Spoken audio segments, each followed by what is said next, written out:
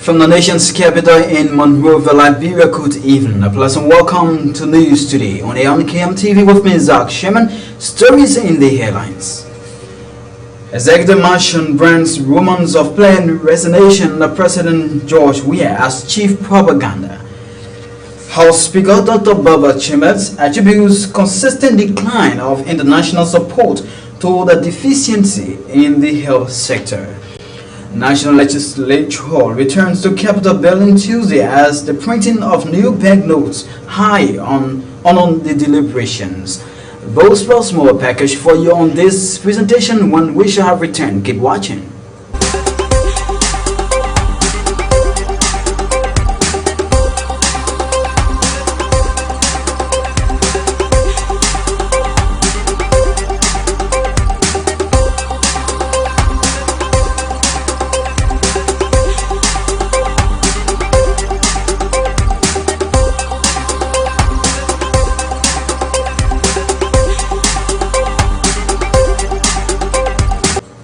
Welcome back and thanks for rejoining us. This is News Today. The Executive Mansion has termed as chief propaganda claimed planned resignation of President George Weah. According to Deputy Presidential Press Secretary Smith Toby, the rumor and cheap gossip is intended to confuse the minds of the people, something he noted is unacceptable. Mr. Toby told Executive Mansion reporters Tuesday that President Weah still enjoys the confidence imposed in him as leader to serve his people and is working hard to address current national issues. If somebody come out and say the president discussed his resignation in cabinet, that's rare. That is a very huge and alarming news to take out of the president's cabinet. So two things you're trying to do. You're trying to put the president in confident crisis with members of his cabinet, because at no point in time the president discussed that when 5,000 or 500,000 people get on the street, he will resign. So if people put that to the public, that is being believed out there. We've heard people call us here and question and ask us similar question.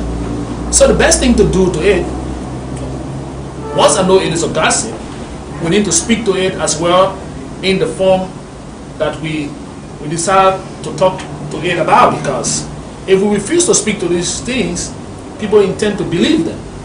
And there are followers and individuals out there who also believe in the president. Some of them are getting discouraged by the kind of news they hear every day.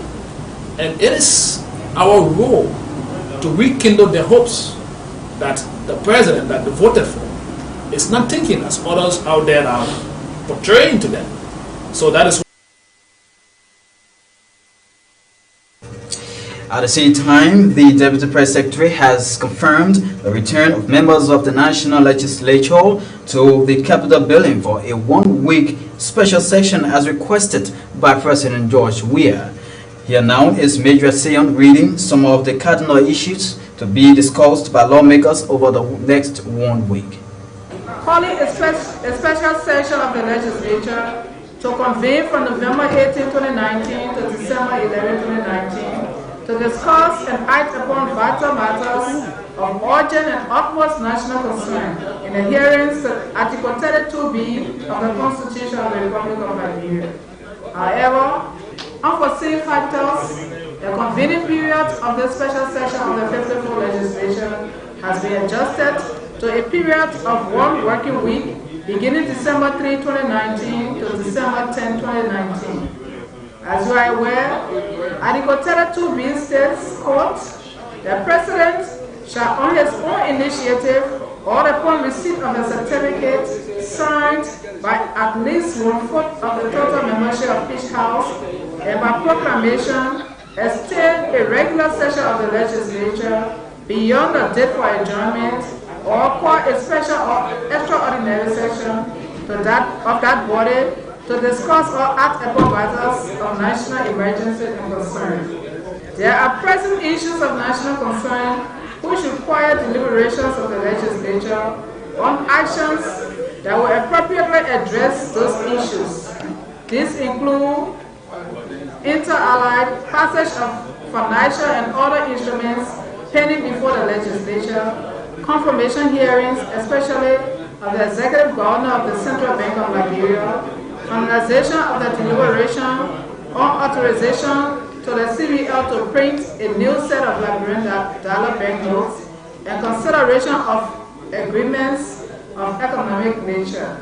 Honorable Speaker, I trust that the legislature will adhere to this call and convene a special section in the interest of our nation and its people. Sincerely, George M. Weah, Senior, President, Republic of Liberia. On the contrary, Montserrat County Senator Darius Delon said some of the issues indicated in the President's proclamation does not require an extraordinary session. Senator Delon spoke to legislative reporters Tuesday at his Capitol Building office.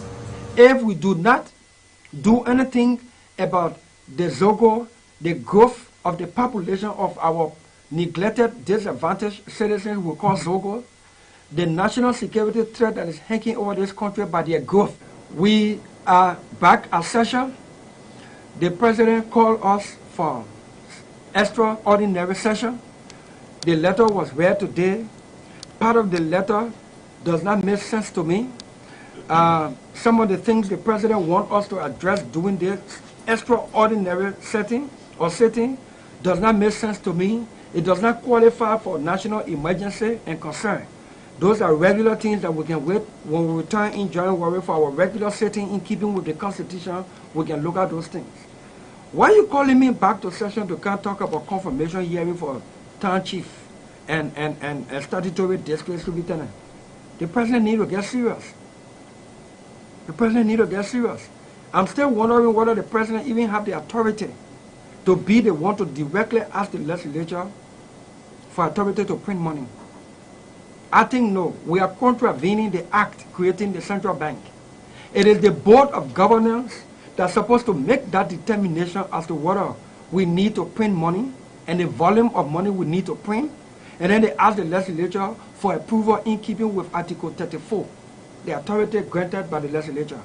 For the President to be the one, what Ellen did it before and it was wrong, does not make George Weah right to do it. It is my view that it is the central bank. I don't know whether in America, the President of America can write Congress to ask Congress approval for the Federal Reserve to print money. It is my view that to do that, you're taking away the independence of the central bank and you are inviting political intrusion into the functions of the central bank. When we established the central bank, we meaning the country through the legislature, when we established the central bank, it was determined that the central bank would be independent. And then we gave tenure to the governors so that they would not fear political intrusion, political intimidation, and fear of being dismissed at pleasure of the President. 45 buses have arrived in Liberia from India to help address the transportation challenge facing the nation and its people. Making the disclosure Tuesday, Deputy Press Secretary Smith Toby said the initiative is a manifestation of President George Weah's continuous engagement with his counterparts in a drive to help develop the country. Sometime in 2008, the President made some very specific requests to the People's Republic of India. We've been talking about this in our previous briefing to the public as to the coming in of 45 buses. And some people did not believe that there was a discussion on the table as to the coming in of those 45 brand new buses. We are not saying news, brand new buses. And the detail as to why there was a delay in the buses, because on a previous arrangement, people brought buses that could not withstand our road. People brought buses or donated buses to the country that could not stand the tension of our environment. So, under this arrangement, the buses that have arrived in the country were made specifically for Liberia. So those buses are high. It is not the normal low buses that other administration brought. It was made specifically by the people of India that will stand our roads, that will stand the terrain of our country, and what have you. That alone contributed to the delay in the coming of the buses. We can report to you that 45 of those buses have already arrived in the country. As to how it's going to get in the public, how it's going to get news, the authority responsible will speak to you about it. Well, good news for civil servants as national government has again reassured them of salary payment for the festive season. According to Smith-Toby, payment planning process is already ongoing as government employees will receive salaries for both October and November respectively, while their December will run into January of 2020. Here once again is Smith-Toby. Civil servants will get paid, taking us to the month of December. My understanding from what I've gathered in the conversation around the salary payment is that the government is going to pay for October up to November. The month of December will roll into the new year. So for those of you civil servants out there and people who's been concerned if the government is going to pay for the Christmas, the government is going to make sure that people gets paid whatever the government owes them. We know the governments have already started the process, and so the outstanding that the government is going to take into the new year will be for the month of December. That's what we've been told.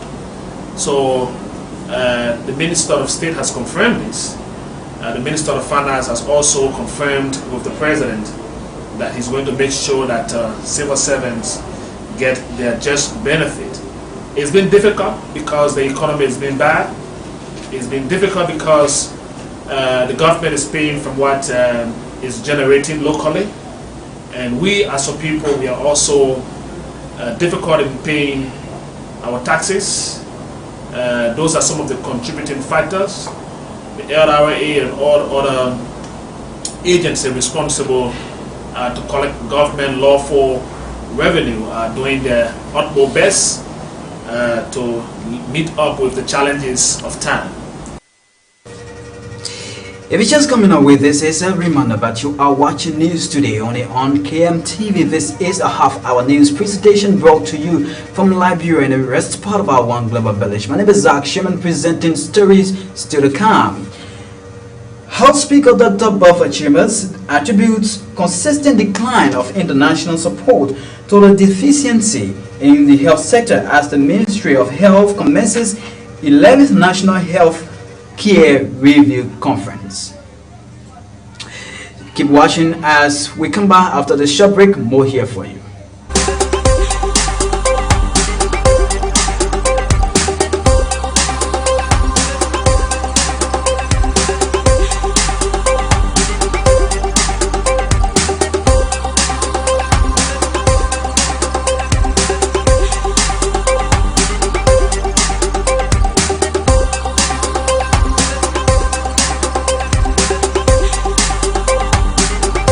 This is News Today.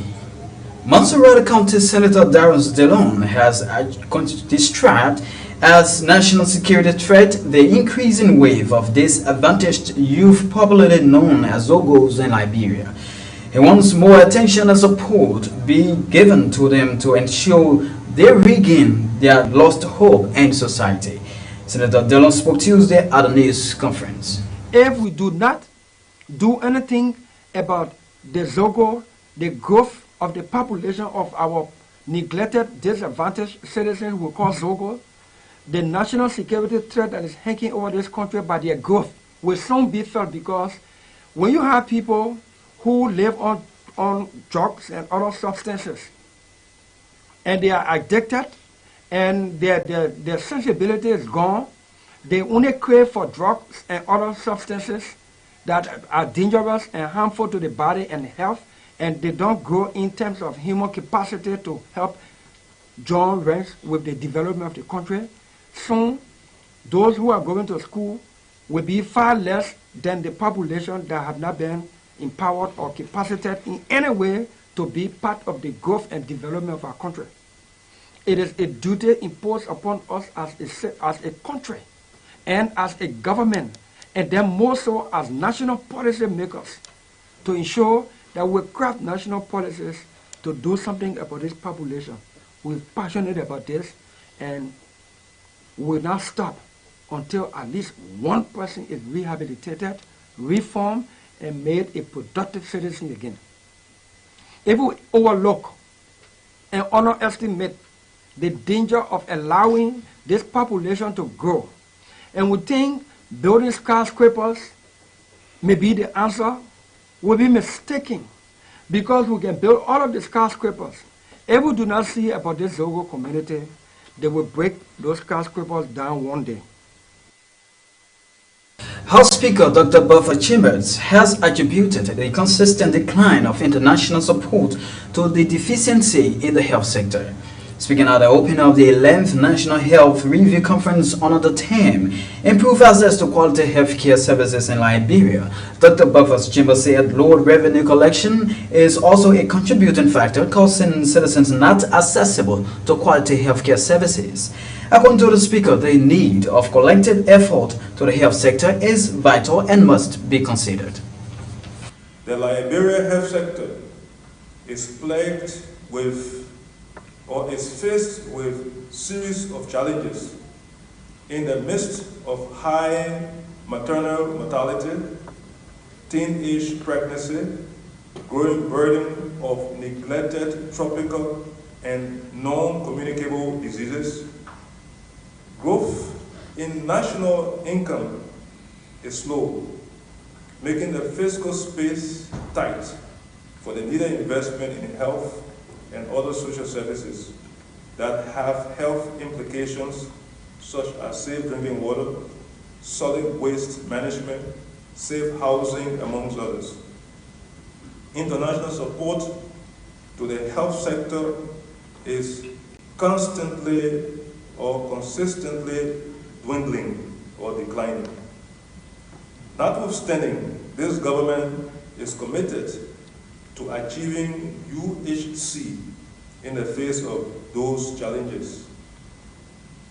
The government's commitment to the UHC is demonstrated by its efforts towards achieving the Abuja Declaration, which calls for 15% of national budget be allocated to health. This we feel we will champion to have it achieved. It is worth mentioning that the government is very close to achieving this milestone, sitting at 14.3%, one of the highest in the ECOWAS region. These challenges cannot be mitigated without the total involvement of all Liberians as stakeholders, from our partners in the global community to Liberians in the diaspora as well as local communities. There must be a total involvement of the users themselves in the management and delivery of health care. The care of health, the social welfare of the people, population is of the Liberian people is critically important in the overarching drive of our government's pro-poor agenda for achieving prosperity and development. On this note, we declare the forum open. Liberia Health Minister has assured the country of a boost for health sector in the next few years. The Menanjala assurance to the public is triggered by this year's 11th National Health Review Conference, which she noted is meant to realign strategies that will make the sector vibrant. According to the Health Minister, despite low international support to the sector, the government is committed to making her citizens to face a boostful health sector in the wake of the economic challenges. this conference, you notice the theme is about primary health care, taking health care to the people. Because all along we sit in a facility and wait for the people to come to us. Now we want to go to the people to make sure that we know what's happening to you at your community level. And we want you to be the one evaluating the kind of care that we bring to you. So this conference should be coming up with recommendation on how we should do this. Most of the time you hear no drugs, no this, all complaints from the community. But we don't want to hear it on social media or on the air. We want you to be able to dialogue with us directly and tell us what your needs are so that we can make sure that we bring it to you. This is the way how we want to go. This is how we feel that we will reach every individual in the country. And working with private sector, working with all of our healthcare workers, will be able to deliver the kind of services that people want at the various levels. With such a measure, what's our expectation from those you'll be reaching out to? What do you expect from them? Well, I expect for them to tell us whether we are doing a good job by reaching to them directly, because they will be the end user. If I come to your house and knock on your door to make sure your child is vaccinated, or to make sure that you know how to take care of your children at home, then we should hear from you, are we doing a good job or not? So the report card will come from you all as part of various communities within the country. I understand this is a 11th conference. Are there achievements over the time that we can be able to boast of as of now? Well, we can boast of a lot of things. And I don't want to give it away because we are going to put it in the president's message, all the successes that we have had. Everybody wants to look at negative. When you begin to look at positive things, there are things happening. And if you hear them, you will believe in your own healthcare worker instead of, you know how the person in their own home is never respected. So we want you to respect the healthcare worker and the quality of care that will be delivered to you. In the face of the economic challenges, what message do you have for our international partners as it relates to attacking the challenges? Well, we wanted to continue to collaborate and coordinate with us. We want alignment.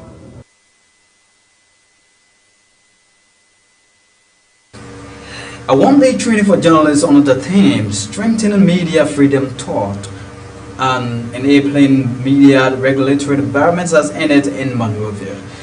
Supported by the British Embassy, the roundtable highlighted several topics including researching and understanding current media laws, FOI and media codes of practice towards the formulation of a regulatory framework in Liberia. It also provided an in-depth enlightenment for journalists on digital and cyber crimes, among others. Making remarks at the opening of the gathering was the head of the Center for Media Studies and Peace Building, Malcolm Joseph. CMED has been provided support to engage the Liberian media and engage the civil society in working on the media regulatory environment. As you may be aware, there is an ongoing process as it relates to reforming media laws in Liberia, and we strongly believe that this initiative, which we've started, can aid that process. And why are we craving the support of the civil society? We strongly believe that civil society plays an active role in the advancement of democracy in our country. And if we talk about democracy, we cannot leave the media out. So as we strive to improve upon the regulatory environment of the Liberian media, we think the civil society is an active partner in this endeavor. And basically, it looked at issues as it relates to the media regulatory environment and data security. Today we are engaging the media in a one-day engagement which would also look at the regulatory environment and data security as well. Similar. Also speaking at the occasion was the president-elect of the Press Union of Liberia, Charles Coffey, who stressed the urgency for the establishment of a media commission in Liberia. Strengthening media regulatory framework requires laws. So we are optimistic that this exercise will drive it through. We need to take ownership of the process because the consequences, whether positive or negative, we have to accept that. We have National Media Council. I think it's important that we transform that council to Independent Media Commission as it is in Ghana, in Sierra Leone, and other parts of West Africa, so that the authority of that commission will yield fruitful results. Because as it is now, we just mediate, and there is no legal backing that will create a compelling need for people who are deemed to be violators or engage in ethical transgressions to accept those punitive measures. Sometimes when you suspend them, they say, well, I have the right of association, I will also operate my media institution. But we have the Independent Media Commission with the composition of the media, lawyers, and other civil society groupings and the government. I think people who also seen that they are political commentators are not journalists will fall under the jurisdiction of that institution. It will also help us to determine the professional expertise of those who will be operating the media institutions, because as it is, you can just go to MICA, you apply for permit, LTA, then they give you frequency if it is radio station, and that's the responsibility of these statutory institutions by law. So the only time we are referred to when people transgress, they say the press is doing nothing. And folks, that's how we call it a day on this edition of News Today. But before we go, here once again the headlines. Executive Mansion brands rumors of planned resignation of President George Weah as chief propaganda. House Speaker Dr. Baba Chambers attributes consistent decline of international support to the deficiency in the health sector as the Ministry of Health commences 11th National Health Review Conference. The National Legislature returns to Capitol Building Tuesday as the printing of new bank notes high on deliberations. Thanks for being here. My name is Zach Sherman. Have yourself a wonderful day.